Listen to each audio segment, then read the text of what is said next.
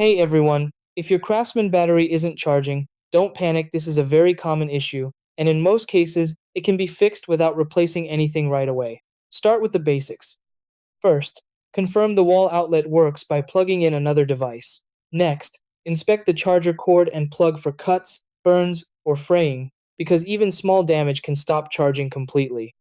Then take a close look at the charger itself. Cracks, burn marks, or melted plastic usually mean the charger has failed. Now check the battery and charger terminals. Dirt, dust, or corrosion can block electrical contact. Wipe them with a dry cloth and lightly clean stubborn corrosion if needed. Pay attention to the charger lights. A blinking light usually means charging, solid green means full, and no light often points to a bad or incompatible battery. If you have a multimeter, test the charger output. An 18-volt Craftsman charger should read close to 20 volts with no battery attached. Then test the battery itself. Healthy batteries usually read well above 15 volts.